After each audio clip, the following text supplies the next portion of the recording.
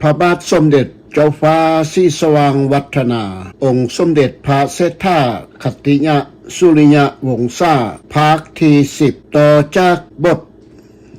รายงานจากภาคที่เก่าอยู่หน้าของโรงเรียนและพากันห้องเพลงหมู่ต้อนรับสมเด็จและคนและคณะอย่างพร้อมเพรียงเฮียงหน้ากันอย่างเป็นที่พอพระพักพระไทยแก่พระองค์และผู้ติดตามเป็นอันมาเสียงตบมือและห้องเพลงพร้อมๆกันอย่างพึดฟื้นณจากที่นี้พระองค์ก็เสด็จเยี่ยมยามโรงเรียนวิชาสร้างเทคนิคซึ่งพระองค์ได้ทอดพระเนตรในการปฏิบัติภารกยกิจของเรานักศึกษากำลังก้าวหน้าอย่างบ่หยุดยั้งและเป็นที่พอพระทัยของพระองค์เป็นอย่างยิ่งในปี1951คือการนั้นนาทีแห่งนี้ในค่ำคืนของวันนั้นคณะนักศึกษาทักแคกได้ฟ้อนลำถ้วยแด่พระองค์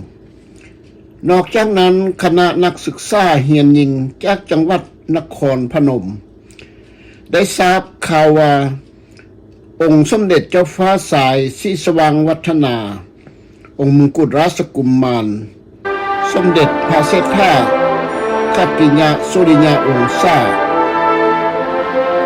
ได้ทราบข่าวว่าองค์สมเด็จได้มาถึงพระสมเด็จเจ้าฟ้าศรีสว่างวัฒนาแห่งราชอาณาจักรลาวได้เสด็จมาประพาสที่นี้ก็พากันยกทีมแห่นกันมาร่วมรวมทั้งหมด150 คนในคณะทีมของนักศึกษาซึ่งอยู่ตรงกันข้ามกับเมืองทับแคกหรือท่าฝรั่งส่วนไล่เขาจะมักอ่านว่าท่าฝรั่งในสมัยนั้นโดยการนำพามาร่วมของผู้ว่าราชการจังหวัดนครพนมและนักศึกษาที่การประจำจังหวัดนครพนมก็ได้จัดรายการฟ้อนเป็นพิเศษเพื่อถวายแด่องค์สมเด็จเจ้าฟ้าสายรายการทั้งหมดแม้นล้วนแต่ปากเว้าภาษาลาวเดียวกันจนเป็นทิ้งพอพระทัยจากองค์สมเด็จเจ้าฟ้าเป็นอย่างยิ่งอีกไว้ผู้เขียนข่าวท่านหนึ่งประจำสำนักกองแถลงข่าวและโฆษณาการก็ว่าเห็นสิ่งหับหูด้วยกับตาได้จดขีดเขียนรายงานกับความเป็นจริงต่อสายตาต่อสาวโลกอีกด้วยทั้งความเป็นมาและความเป็นจริงของพระราชกรณียกิจที่สำคัญของพระองค์และยังเป็นที่น่าภาคภูมิใจในน้ำมิตรไมตรีจิตอันดีงามยิ่งสำหรับทั้งสองฝากฟังพี่น้องไต่ลาวเดียวกันมาแต่ดึกดำบรรพ์บ่ให้เหือดให้จางใดหุงอรุณวันมาพอได้ยินเสียงไก่ขันอันมวนหูเป็นวันที่5คณะบวชแห่พระองค์สมเด็จองค์มกุฎราชกุมารีศรีสว่างวัฒนาก็ได้เสด็จออกเดินทางต่อกับคืนสู่สนามบินทีเซโนจากเซโนด้วยเครื่องบินพระที่นั่งพิเศษพร้อมกับผู้ติดตามกับคืนสู่นครหลวงกรุงเวียงจันทร์นครหลวงกรุงเวียงจันทร์ด้วยความสวัสดิภาพดีทุกประการจึงเป็นอันว่ารายการเสด็จพระพาสภาคใต้ในพระราชกรณียกิจขององค์สมเด็จมกุฎราชกุมารศรีสว่างวัฒนาก็ได้สิ้นสุดลงด้วยความคือปลอดภัยดีมีประสิทธิภาพเรียบร้อยดีและสำเร็จทุกประการในพระองค์ผู้ทรงสิ้นและอุทิศเพื่อเบาภัยราษฎรทั้งประเทศแห่งพระราชอาณาจักรลาวของในการนำพาจากรัฐบาล ถือนโยบายเอาความเป็นกลางอ้างอิงต่อ14ประเทศให้คำประกัน และปกป้องของรัฐบาลมีเอกราชอธิปไตยสมบูรณ์แบบที่โลกขับหูมาแล้วด้วยเส้นหักและห่วงแห่นเอาไว้ให้เส้นลูกเส้นล้านประคบประคองต่อไปเสด็จประพาสสู่ภาคเหนือสุดร่วงน้ำทาในปี1957ถัดต่อจากการเสด็จประพาสภาคใต้เป็นเวลา20 วันจากนั้นองค์สมเด็จเจ้าฟ้าสายศรีสว่างวัฒนาก็ได้เสด็จไปประพาสที่ภาคเหนือเพื่อเยี่ยมยามท่ามข่าวความสุขทุกข์ของไฟฟ้าราษฎรลาวเขตนี้คือแข้งพงศาลีและแข้งหลวงน้ำทามีคณะผู้ติดตามแห่องค์สมเด็จในครั้งนี้มีคือ 1. สมเด็จเจ้าฟ้าหญิงสวิวรรณสว่างองค์พระราชธิดา 2. เสด็จเจ้าสุวรรณราชที่ปรึกษาพระมหากษัตริย์ 3. พระนาถานยุ่ยอภัยรัฐมนตรีว่าการกระทรวงความสงบหรือกระทรวงมหาดไทย 4. เสด็จเจ้าสิริเพชร 5. ท่านนายพลเอกสุนทรปฐมวงศ์ผู้บัญชาการกองทัพแห่งชาติ 6. ท่านพันเอกบุญเลิศสานิจันทร์ผู้บัญชาการทหารภาคหนึ่ง 7. เจ้าซอบไสสนะสุทธกกุมารเอกอธิบดีกรมพิธีการทูตณที่นี้ในสนามบินหลวงน้ำทาสมเด็จองค์มงกุฎราชกุมารได้เทิงการต้อนรับโดยเจ้าสมสนิทวงศ์กฎรัตนะรัฐมนตรีช่วยว่าการกระทรวงมหาดไทยหรือกระทรวงความสงบสุขและยังเป็นผู้แทนราษฎรแข้งหัวข้องอีกไว้พระนาถานขอรยกสุวรรณวงศ์เจ้าแข้งหัวข้องพระนาถานศรีสุพรรณภูลประดิษฐ์ผู้แทนราษฎรแข้งหัวข้องพร้อมด้วยข้าราชการทหารและตำรวจตลอดทางพลเรือนอย่างมากมายกายกองมีพระภิกขุสงฆ์ได้มาถวายพรใส่ยันโตแด่พระองค์ที่สนามบินและหลังจากนั้นพระองค์ก็ส่งตรวจแถวทหารกำลังพลของกองทัพแห่งชาติซึ่งตั้งแถวยืนตรงอยู่อย่างองค์อาจกาหาญและสง่างามตาเป็นกำลังใจแก่ผู้คนที่ได้มาเห็นอย่างเป็นระเบียบเรียบร้อยดีบรรจงตามที่เห็นแถวเหยาวเยียดเลียนติดอย่างสง่าพาเผยประชาราษฎรหลายพันคนเป็นหมื่นๆได้พากันอยู่ตามซ่องฝากทางถนนหลวงใจกลางข้องหลวงน้ำทาในปี1957ต่อมายังในปีเดียวกันนั้นประชาราษฎรทั้งยิงทรายน้อยใหญ่เอาใจใส่ถ้วยโซดอกไม้บรรณาการทูบเทียนแด่พระองค์ตามประเพณีอันดีงามของสาวไทลืออยู่ไกลๆที่ว่าการปกครองแขว้งมีบรรดาเล่าลูกเสื้อนิสิตนักศึกษาทั้งหญิงและชายน้อยใหญ่พากันเรียนแถวจัดเป็นระเบียบเรียบร้อยเหยาวเยียดตามแคมทางซ่องฝากข้างถนนหลวงนั้นในขณะที่พระองค์กำลังเสด็จผ่านมาและผ่านกายไปต่อจากนั้นพระนาถานเจ้าแข้งข้าราชการและประชาชนพลเรือนทั้งหลายก็ได้พร้อมพากันจัดทำพิธีพระราชบาสีหลวงเพื่อเป็นการถวายความเคารพนับถือและจงรักภักดีต่อพระองค์ค่ำคืนของวันนั้นท่านเจ้าแข้งหัวข้องก็ได้จัดให้มีงานราตรี สโมสรขึ้นโดยมีการฟ้อนลำของประชาชนชาวเผ่าพื้นเมืองและเผ่าต่างๆถ้วยแด่พระองค์โดยถือเป็นงานใหญ่ในพระราชพิธีพระเกียรติถ้วยแด่พระองค์ทีนี้สิ่งสำคัญที่สุดแมนเป็นพระราชพิธีพิเศษถ้วยแด่องค์สมเด็จนั้นแมนภาษาราษฎรชาวไตลือลาวจาก12 พันนาทราบข่าวว่าเสือกษัตริย์คุณหล่อได้เสด็จมาที่นี้ก็พากันบุกป่าผ้าดงอันลึกลับมาหาเพื่ออยากเห็นบารมีของพระองค์สมเด็จเจ้าฟ้าศรีสว่างวัฒนาหลายคนนอบนิ้วคาบเท้าถูนหัวแล้วพากัน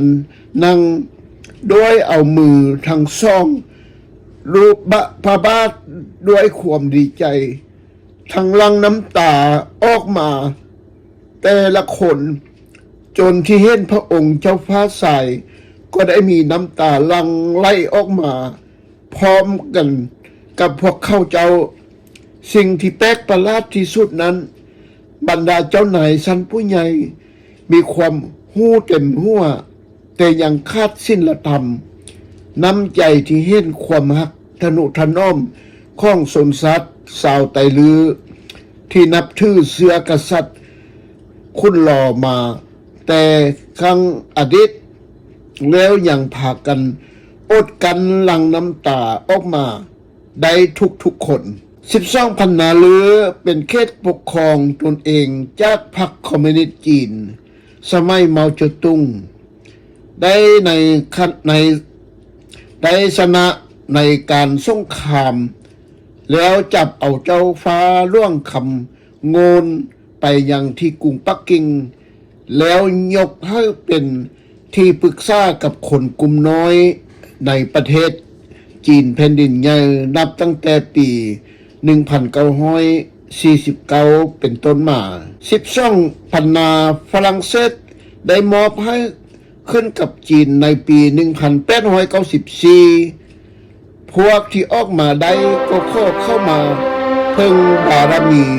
โดยภายใต้โพธิสมภารขององค์สมเด็จ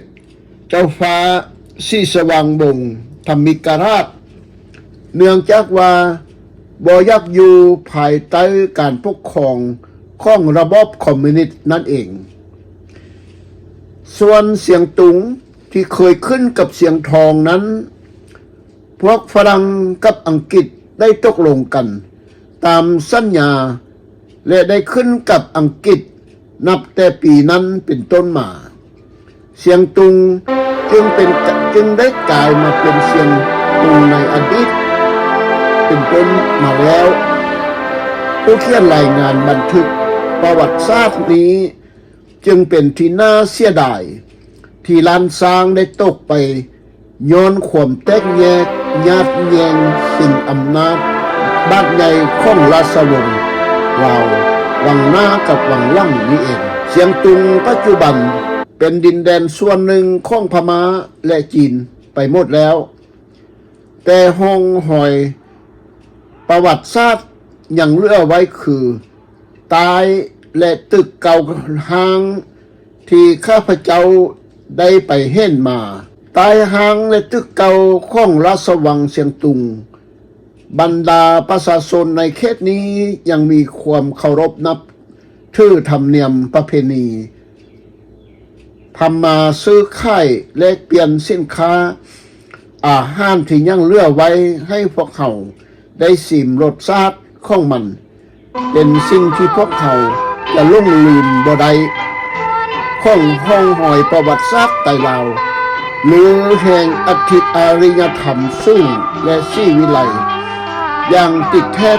เหมาะกับชนชาติไทยลาวไทยลือไทยแลนด์ไทย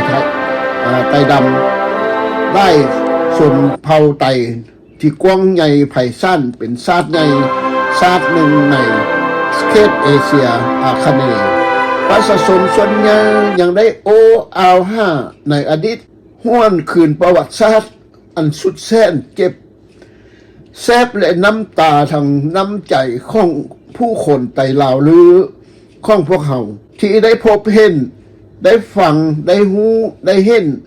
เสียงดนตรีอันอ่อนซ้อยอ่อนสอนมวนหูจับใจให้หูมีมาด้วยความประจักษ์สายตาของลูกหล้านผู้อพยพลบหนีจากบ้านจากเมืองป่าให้นาตากาที่ยังเขี้ยวงามสุดสายตาของ12พันนาของพวกเขาในกำเนิดอดีตที่สนามบินและหลังจากนั้นพระองค์ก็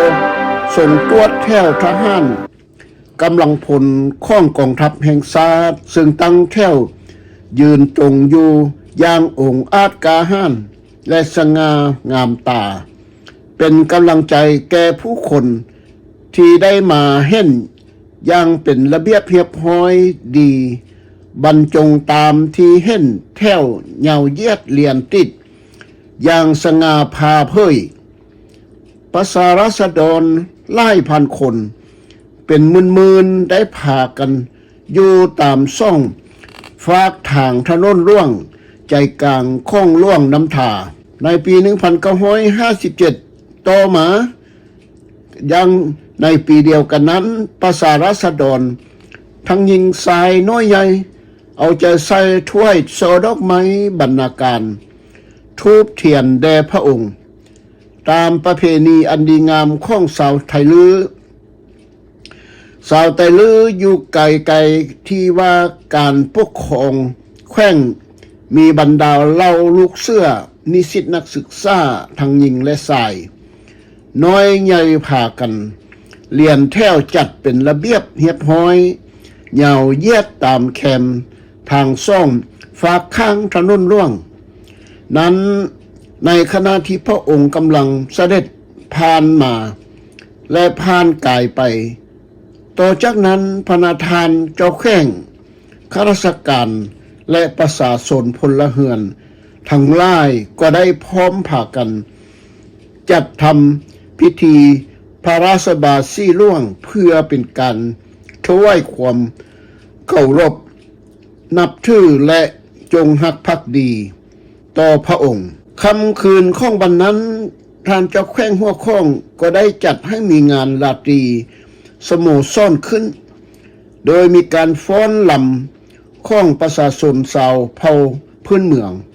และเผ่าต่างๆถ้วยแด่พระองค์โดยถือเป็นงานใหญ่ในพระราชพิธีพระเกียรติถ้วยแด่พระองค์เจ้าทีนี้สิ่งสำคัญที่สุดแมนเป็นพระราชพิธีพิเศษถวายแด่องค์สมเด็จนั้นแมนประชาราษฎรชาวไตลือลาวจาก12พันนาทราบข่าวว่าเสือกษัตริย์คุณหล่อได้เสด็จมาที่นี้ก็พากันบุกป่าผ้าดงอันลึกลับมาหาเพื่ออยากเห็นบารมีของพระองค์สมเด็จเจ้าฟ้าศรีสว่างวัฒนาหลายคนนบนอบนิ้วคาบเท้าถูนหัวแล้วพากันนั่งด้วยเอามือทั้งสองรูปพระบาทด้วยความดีใจทั้งลังน้ำตา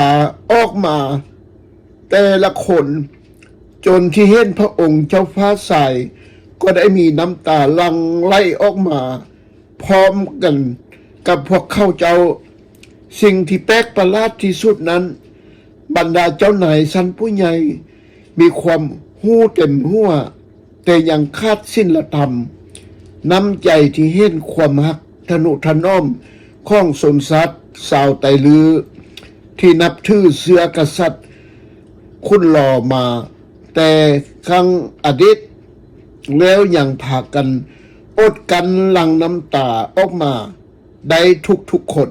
12พันนาเลือเป็นเขตปกครองตนเองจากพรรคคอมมิวนิสต์จีนสมัยเมาเจ๋อตุงได้ชนะ ในการสงครามแล้วจับเอาเจ้าฟ้าร่วงคำโงนไปยังที่กรุงปักกิ่งแล้วยกให้เป็นที่ปรึกษากับคนกลุ่มน้อยในประเทศจีนแผ่นดินใหญ่นับตั้งแต่ปี 1949 เป็นต้นมา12พันนาฝรั่งเศสได้มอบให้ขึ้นกับจีนในปี 1894 พวกที่ออกมาได้ก็ขอเข้ามาเพิ่งบารมี โดยภายใต้โพธิสมภารขององค์สมเด็จเจ้าฟ้าศรีสว่างวงศ์ธรรมิกราช เนื่องจากว่าบ่อยากอยู่ภายใต้การปกครองของระบอบคอมมิวนิสต์นั่นเอง ส่วนเสียงตุงที่เคยขึ้นกับเสียงทองนั้น พวกฝรั่งกับอังกฤษได้ตกลงกันตามสัญญาและได้ขึ้นกับอังกฤษนับแต่ปีนั้นเป็นต้นมา เสียงตุงจึงได้กลายมาเป็นเสียงตุงในอดีตเป็นต้นมาแล้ว ผู้เขียนรายงานบันทึกประวัติศาสตร์นี้จึงเป็นที่น่าเสียดายที่ล้านสร้างได้ตกไปย้อนความแตกแยกญาติแยงสิ่งอำนาจบาดใหญ่ของราชวงศ์ลาววังหน้ากับวังหลังนี้เอง เสียงตุงปัจจุบันเป็นดินแดนส่วนหนึ่งของพม่าและจีนไปหมดแล้ว แต่ห้องหอยประวัติศาสตร์ยังเหลือไว้คือตายและตึกเก่าห้างที่ข้าพเจ้าได้ไปเห็นมาตายห้างและตึกเก่าของราชวังเสียงตุงบรรดาประชาชนในเขตนี้ยังมีความเคารพนับถือธรรมเนียมประเพณีทำมาซื้อขายแลกเปลี่ยนสินค้าอาหารที่ยังเหลือไว้ให้พวกเขาได้ชิมรสชาติของมันเป็นสิ่งที่พวกเขาจะล่งลืมบ่ได้ของห้องหอยประวัติศาสตร์ไต้ลาวหรือแห่งอธิอารยธรรมสูงและศิวิไลอย่างติดแท้เหมาะกับชนชาติไต้ลาวไต้ลือไต้แรงไต้ไทยไต้ดำไล่ชนเผ่าไต้ที่กว้างใหญ่ไพศาลเป็นชาติใหญ่ชาติหนึ่งในเขตเอเชียอาคเนย์ประชาชนส่วนใหญ่ยังได้โอ้อาวห้าในอดีตห้วนคืนประวัติศาสตร์อันสุดแสนเจ็บแซบและน้ำตาทางน้ำใจของผู้คนไต้ลาวหรือของพวกเขาที่ได้พบเห็นได้ฟังได้หูได้เห็นเสียงดนตรีอันอ่อนซ้อยอ่อนสอนมวนหูจับใจให้หูมีมาด้วยความประจักษ์สายตาของลูกหลานผู้อพยพลบหนีจากบ้านจากเมืองป่าให้นาตากาที่ยังเขี้ยวงามสุดสายตาของ12พันนาของพวกเขาในกำเนิดอดีตเห็นสภาพการสวรรคตขององค์สมเด็จเจ้าฟ้าสายสีสว่างวัฒนาองค์พระเศรษฐาคติยะสุริยวงศาณอยู่ที่คายกักขังขุมขังของระบบมือหัวใจสลาดแกมโกงของพวกแนวลาวอิสระและพรรคประชาชนปฏิวัติลาวปัจจุบันนี้แหละเพิ่นว่าคำบูหารกล่าวไว้ว่าพลิกแผ่นดินปิ้นแผ่นฟ้าไต่หน้าให้เบิงหลังการบ่มีบุญคุณแก่ผู้ให้คุณและเห็นดีเห็นชอบในการสร้างตั้งความถูกต้องปรองดองศาสตร์กลับกลายมาเป็นการแก้แค้นข้องคำที่ว่าสร้างความถูกต้องปรองดองศาสตร์อยู่ลาวในวันที่21เดือนกุมภาพันธ์ปี 1973 แบบขุดให้ถึงกกหลบให้ถึงหากคนนี้มันถูกต้องแล้วบ่ความถูกต้องปรองดองศาสตร์มีอยู่ไสสัจธรรมมีอยู่ไสมันอยู่นำไผที่พวกเราเห็นนี้แม่นรูปประสบขององค์สมเด็จ และพวกทหารของแนวลาวอิสระกำลังเอาเข้าลงแล้วทหารผู้หนึ่งก็พายปืนอากาศทางล่างแล้วมีผู้หนึ่งที่ยืนทางข้างนั้นที่บอกแนะนำเอาเข้าลงเราจะเฮ็ดแบบใดแบบสัตว์ที่ให้เดียงซ่าอันนี้แหละคำโบราณเพิ่นว่าเห็นไม่ล้มอย่าข้ามเห็นคนทุกข์อย่าประมาทเสียอำนาจอย่าหมื่นเซ้ยก็เลยเฮ็ดให้พวกลูกหล้านลาวเบาภัยราษฎรของพระองค์อยู่ในความมืดมนในประวัติศาสตร์ที่บ่แจ้งข่าวย้อนความลึกลับและสัญญาสันติภาพและสัญญาอยู่ในลาวมันเฮ็ดให้พวกลาวสร้างความแตกแยกบ่แม่นลาวหักษาแม่นลาวหักษาเพราะเขาจะต้องเข้าใจว่าอันใดดีอันใดถูกอันใดผิดอันใดบ่ถูกต้องขันท่าว่าคนลาวที่นับถือศาสนาพุทธที่มีขนบธรรมเนียมประเพณีอันดีงามแล้วบ่ฆ่าสัตว์ตัดชีวิตบ่เอาของเพิ่นมาเป็นของโตบ่ตัวบ่ลายแล้วเป็นยั่งจึงทำแบบนี้ซึ่งเป็นยั่งเนรคุณผู้พระองค์เพิ่นเห็นดีเห็นชอบให้ความถูกต้องปองดองย้อนสัญญาและอายุสัญญาให้พวกป่าเข้ามาในเมืองแล้วแก้แค้นกันทั้งที่ว่าสิ่งที่ผ่านมาให้ล่งลืมแต่แล้วมันบ่ได้ล่งลืมก็มีหลายคนที่ท่วงเท้ายังบ่ฮู้ห้องห้อยอันนี้จังว่าประวัติศาสตร์ลาวที่ยังอยู่ในความมืดมนบันสุดท้ายแม่นในยุคนี้ฉะนั้นคนลาวเฮาได้หนีไปอยู่หลายบอนได้แยกออกกันซน3หุมโพซี่ที่1แล้วมันอยู่กับระบบคอมมิวนิสต์โพซี่ที่2แล้วมันอยู่ประเทศที่2แล้วพวกที่ว่าอยู่โพซี่อาศัยซนหุมโพซี่ที่3นั้นแมนอยู่ประเทศที่3อยู่ในทินกาข้าวลาวเจริญซี่มีใบหน้าเบิกบานมีเสรีปัญญาเสรีมีปัญญาหอบด้านให้ทานเข้าใจและพิจารณาอย่าสุใดประมาทอย่าสุคิดว่ากงล้อประวัติศาสตร์มันจะบ่ฮ้วนคืนมาแต่ว่ามันสิ่งจะฮ้วนคืนมานั้นมันจะบ่แม่นฮ้วนคืนมาแบบเก่าหรือจะมาแบบใหม่แนวได้ก็แล้วแต่มันก็ขึ้นกับสภาพการของโลกมันหมุนเวียนเปลี่ยนไปในสังคมเปื่อยเยื่อยที่จะทำให้ประชาชนผู้ที่ว่า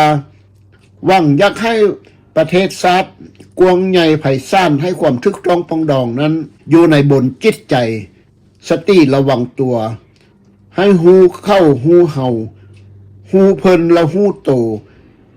อันนี้จังคิดว่าให้มีการศึกษาหินตองจะเฮ็ดจะทำแนวได้บ่ปากให้ฮิตให้มองบ่ปากของให้เศร้า3ก้อนเศร้านี้เป็น3หลักเข้าซ้ำตามฮิตของประเพณีของลาวคันถ้าบ่มี3ก้อนเศร้าคำแล้วมันจะมีแต่2ก้อนเศร้าหันมันคำบ่ได้ดอกอันนี้ให้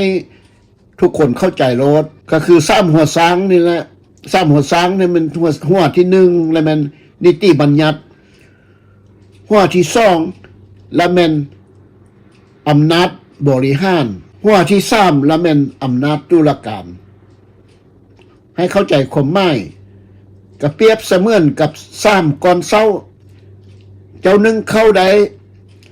คันบ่มี3ก้อนเศร้าค้ำกันมันก็อยู่บ่ได้อันนี้ให้เข้าใจในนั้นหุ่งอรุณวันใหม่ในปี1957ในวันที่26นั่นเององค์สมเด็จเจ้าฟ้าสายศรีสว่างวัฒนา องค์มงกุฎราชกุมารีพร้อมด้วยราชบริพารก็ได้เสด็จต่อไปยังแขวงพงศลีเครื่องบินพระที่นั่งได้ลงจอดที่สนามบินเมืองอูไตเวลา 11 โมงตรงส่วนพระองค์เองพร้อมด้วยคณะผู้ติดตามถูกต้อนรับโดยท่านพันตรีอ้วนราธิกุลท่านโอวันด้วนเจ้าแข้งพงศลี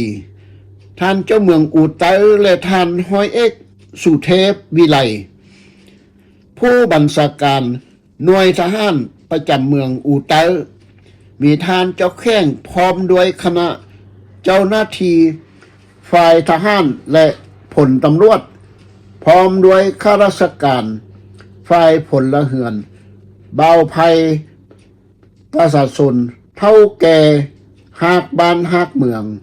ข้องพงศรีก็พากันประกอบพระราชภาบาสี่ล่วงถ้วยแด่องค์สมเด็จมงกุฎราชกุมารีอันสมพระเกียรติในตอนแรงมาพระองค์ยังได้เสด็จไปยังเมืองอูเนื้อมีนายกองเจ้ามหาไสเป็นผู้หับตอนทั้งสองเมืองอูเนื้อและอูไตประชาชนเบาภัยรัษฎรเขตนี้และผู้ต่างหน้าข้องสนเผ่าต่างๆในข้องเขตนี้ตลอดจนถึงกองพลทหารภาคส่วนที่เกี่ยวข้องรักษาสายแดนลาวจีนก็ได้พร้อมเพรียงกันคำนับหับตอนและเฮแห่นตามมาเพื่อสมบารมีพร้อมถังถ้วยโซดอกไม้เพื่อแสดงความจงรักภักดีต่อพระองค์เจ้าฟ้าสายผู้อุทิศตนเพื่อประชาชนอย่างแท้จริงและยังเป็นที่พอพระทัยแก่พระองค์เป็นอันมากทีเดียวอีกอันหนึ่งก็คือเป็นการแสดงถึงความหู้บุญคุณเทิงนำพระทัยของพระองค์โดยการอยู่ภายใต้โพธิสมภารขององค์สมเด็จเจ้าฟ้าสายศรีสว่างวัฒนาองค์มงกุฎราชกุมารได้ทรงเห็นความสุขทุกข์ยากของไพฟ้าราษฎรในแข้งภาคเหนือสุดของเราคือพระราชอาณาจักรลาวที่อยู่ใกล้ชายแดนกับประเทศจีนแผ่นดินใหญ่คอมมิวนิสต์ประชาชนลาวในเขตนี้ที่เต็มไปด้วยกับชนเผ่าที่หลากหลายเคารพธรรมเนียมและวัฒนธรรมภาษาแตกต่างกันไปตลอดทางภาษาเว้าแต่ความเอาใจใส่เหตุให้ประชาชนบรรดาเผ่าให้มีความฮักแพงกลมเกี่ยวกันนั้นให้แน่นหนาแฟนยิ่งขึ้นกว่าเก่าของชนเผ่าในราชอาณาจักรลาวเป็นใจกลางและมิงควรของน้ำพระทัยขององค์ชายของศาสตร์ทั่วประเทศนั่นเองบ่ว่าจะอยู่แห่งหนใดทั่วประเทศแม่นประชาราษฎรที่สุดเป็นห่วงเป็นใยของพระองค์เจ้าฟ้าสายของพวกเขารัฐบาลของพระองค์นั้นก็คือของประชาราษฎรทั้งชาติแม่นเอาใจใส่ให้กินอิ่มนุ่งอุ่นพิเศษสุดแม่นการเกษตรปลูกฝังเลี้ยงสัตว์เพื่อเศรษฐกิจพอเพียงแก่การบริโภคถึงการศึกษาและสื่อสารมวลชนต้องข่าวถึงท้องถิ่นโดยภายใต้โพธิสมภารของพระองค์ผู้เป็นประมุขรัฐเพื่อเป็นกำลังใจแก่การศึกษาให้ทั่วถึง2-3 ปีก่อนหน้านี้เมืองอูเนื้อและอูไตนับว่าเป็นบอนสนามรบและยังได้รับเคราะห์หายจากภัยสงครามหลายกว่าแห่งอื่นๆพระองค์รู้สึกภาคภูมิใจพอพระทัยในน้ำใจที่ประชาราษฎรได้พากันต่อสู้กับศัตรูผู้หุกหาญจากลาวภายนอกคือที่กล่าวมาแล้วภายก็ฮู้แม่นพวกจีนคอมมิวนิสต์และพวกเวียดมินที่ให้การสนับสนุนแก่พวกแนวลาวอิสระ หรือแนวราวหักษาดแต่ก็บ่แม่นหักษาดแล้วพากันทำลายศาสตร์อย่างบ่รู้สึกมีอย่างอายของตนฉะนั้นประชาชนหักห้อมเสรีภาพมีน้ำใจไม่ตีต่อกันอันล้ำค่ามหาศาลซึ่งเหตุให้พระองค์